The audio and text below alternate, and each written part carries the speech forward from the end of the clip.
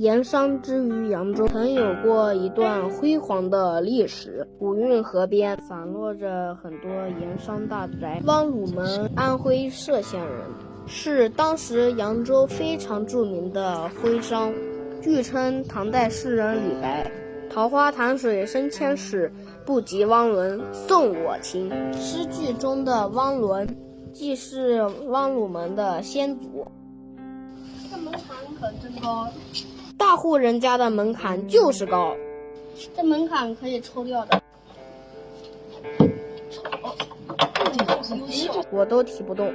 汪汝门故居是一组排列整齐的建筑群，共有9进房屋，绵延100米，徽派风格的建筑，雕刻精美，是扬州现存规模最大的盐商旧居。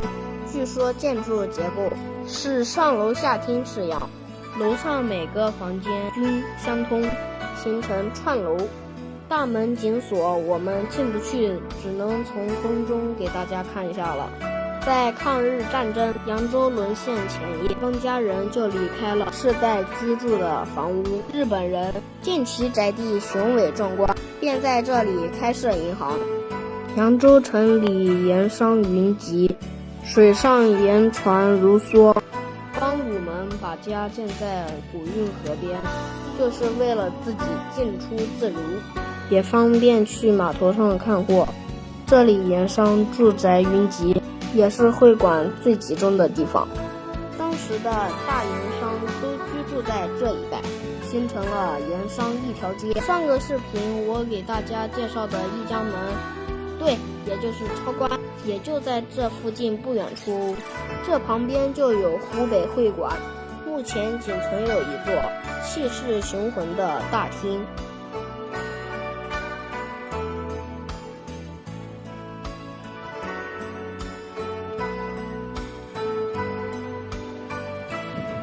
沿着运河前引，前面还有卢氏盐商住宅和吴道台故居。你看，这就是一只寒号鸟，它一直说明天就垒窝，明天就垒窝，一直懒一直懒。你看现在它的下场在冬天冻死。刚才给大家说了一个笑话，我们继续往前走。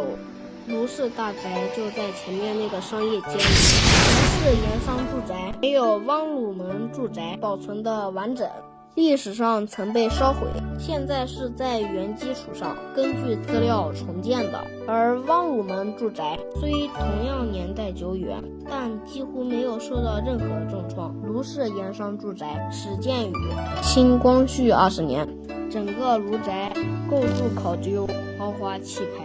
原前后共有9进建筑，200多处房间。1981年的一场大火使这座规模宏大、建筑精美的清代建筑物精华部分化为灰烬。修复后的卢宅保留了以前的风貌和原建筑的一砖一瓦，古建筑获得了新生，往日盐商的富庶也得以重建。现在的卢氏古宅已成为品味淮扬影视文化的清雅之处。继续沿着运河前行，就到了吴道台故居。吴氏先主为盐商，原籍安徽歙县，乾隆年间迁至扬州，一门3院士，吴家4人杰。